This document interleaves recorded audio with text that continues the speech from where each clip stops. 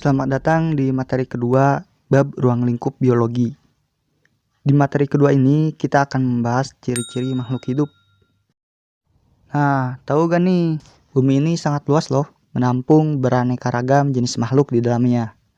Secara umum, makhluk yang ada di bumi dapat dikelompokkan menjadi dua jenis, yakni makhluk biotik dan abiotik.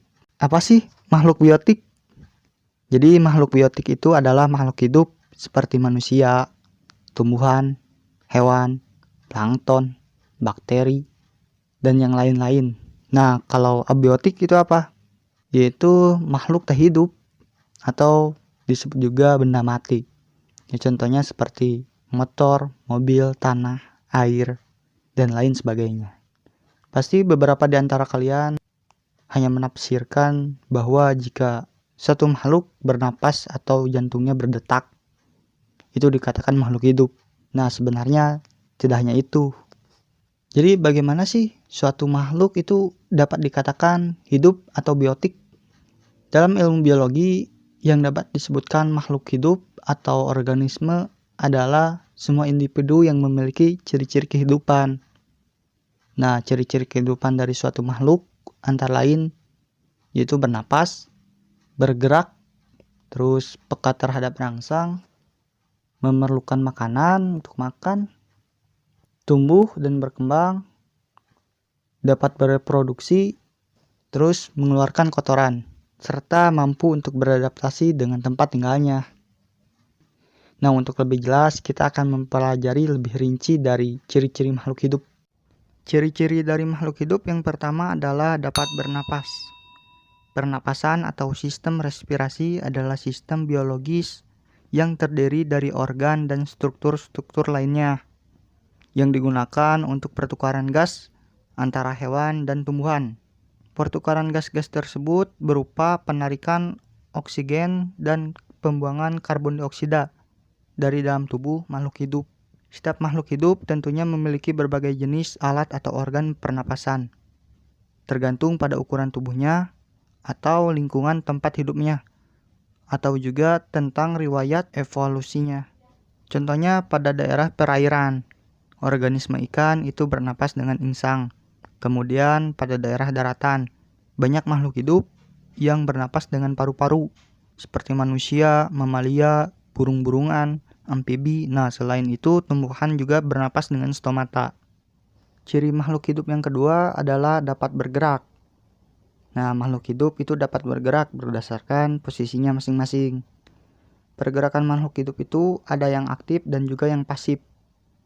Kemudian sistem gerak makhluk hidup itu memiliki alat yang berbeda-beda, tergantung juga pada tempat hidupnya dan evolusinya.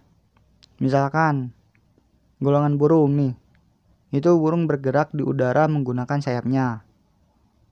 Terus tumbuhan itu bergerak pasif, diam pada tempatnya. Namun kalau kita perhatikan secara spesifik, ada pergerakan naiknya zat-zat tanah menuju daun, yaitu untuk fotosintesis ya. Selain itu juga hewan seperti gurita itu bergerak dengan tentakelnya dan lintah bergerak dengan otot perutnya. Ciri yang ketiga dari makhluk hidup adalah peka terhadap rangsang. Kemampuan merasakan rangsang atau iritabilitas adalah ciri dari makhluk hidup. Rangsang ini bentuknya itu bermacam-macam, bisa berupa suara, gelombang cahaya, sentuhan fisik, aroma, ataupun suhu. Misalkan pada hewan ayam jantan akan berkokok pada pagi hari, terus putri malu akan menurunkan daunnya saat dia disentuh. Kemudian juga pada tikus akan peka hidungnya saat mencium aroma-aroma makanan. Yang keempat, ciri makhluk hidup adalah memerlukan makanan. Dalam bertahan hidup, semua makhluk hidup tentunya memerlukan asupan energi atau nutrisi dalam tubuhnya. Nah, asupan energi dan nutrisi ini terkumpul dalam makanan. Nah, asupan energi dan nutrisi ini terkumpul dalam sebuah makanan. Misalkan pada tumbuhan, itu tumbuhan memerlukan air dan unsur hara sebagai bahan untuk proses fotosintesis.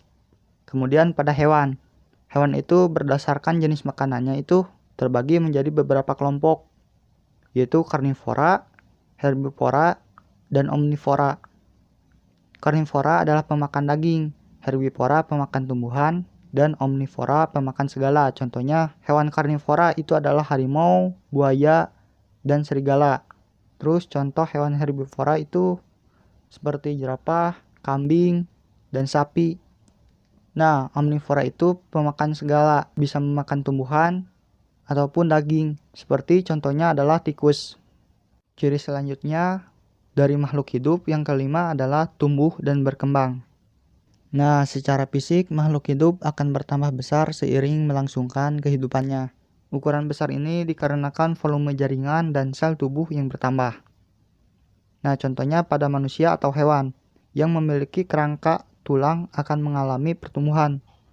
Seperti proses pertumbuhan tulang pada masa awal merupakan proses penulangan primer, di mana tulang yang terbentuk adalah merupakan tulang rawan atau kartilago, sehingga tulang yang dimiliki itu masih lunak.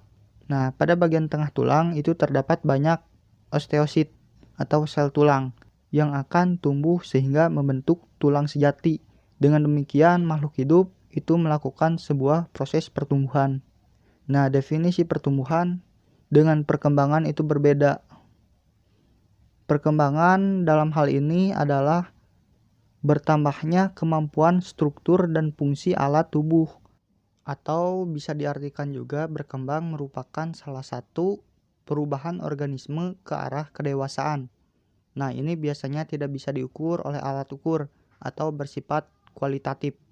Contoh dari berkembang misalnya perkembangan syaraf-syaraf motorik pada anak.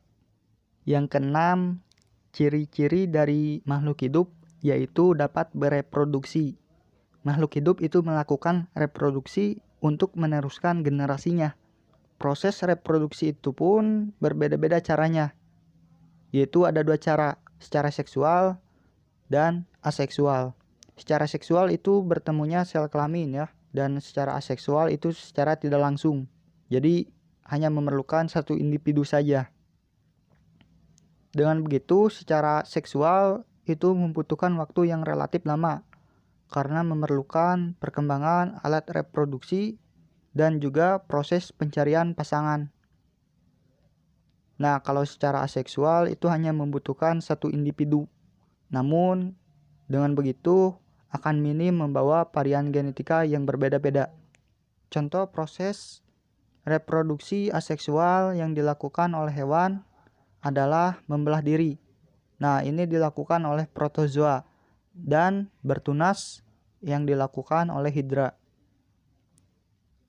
Kalau contoh seksual itu banyak, seperti monyet yang melahirkan dan ikan yang bertelur. Nah, pada tumbuhan, proses aseksual itu disebut dengan vegetatif. Contohnya yang dilakukan oleh umbi-umbian. Sementara proses reproduksi secara seksual yang dilakukan oleh tumbuhan itu disebut dengan generatif atau penyerbukan oleh alat kelamin benang sari dan putik. Nah, ini dilakukan oleh tumbuhan yang mempunyai bunga dan buah. Yang ketujuh, ciri dari makhluk hidup yaitu adaptasi. Apa sih adaptasi? Adaptasi ini adalah bertahan untuk hidup, yaitu dengan cara menyesuaikan dirinya dengan lingkungannya. Nah, itu disebut dengan adaptasi. Tentunya setiap makhluk hidup itu memiliki proses adaptasi yang berbeda-beda. Hal ini sesuai dengan kemampuannya masing-masing dalam menghadapi situasi serta kondisi di lingkungannya masing-masing. Nah, secara umum, macam-macam adaptasi ini dapat dibedakan menjadi 3, yaitu beradaptasi dengan menyesuaikan bentuk tubuh, terus menyesuaikan metabolisme tubuh, dan adaptasi dengan menyesuaikan perilaku. Nah, untuk adaptasi yang menyesuaikan bentuk tubuh itu disebut dengan morfologi. Seperti contohnya yaitu bentuk paruh setiap burung itu berbeda-beda dan bentuk gigi hewan berbeda-beda, tergantung pada jenis makanannya yang dikonsumsi. Kemudian adaptasi dengan cara menyesuaikan metabolisme tubuh itu disebut dengan fisiologi. Nah, misalnya seperti hewan, sapi, kerbau, dan lembu. itu mereka memiliki enzim selulase yang bertujuan untuk mencerna makanannya. Sedangkan contoh adaptasi perilaku adalah seekor paus naik ke permukaan laut untuk mengambil udara sebagai proses pernapasannya. Nah, yang kedelapan, ciri-ciri dari suatu makhluk hidup adalah ekresi. Ekresi itu apa? Yaitu proses pembuangan sisa-sisa metabolisme atau zat-zat sisa makanan serta benda yang tidak diperlukan oleh tubuh suatu makhluk hidup. Nah, proses pembuangan ini itu disebut dengan ekresi. Nah, jadi semua makhluk hidup itu melakukan proses ekresi ya. Contoh proses ekresi yang dilakukan oleh hewan, yaitu pada monyet.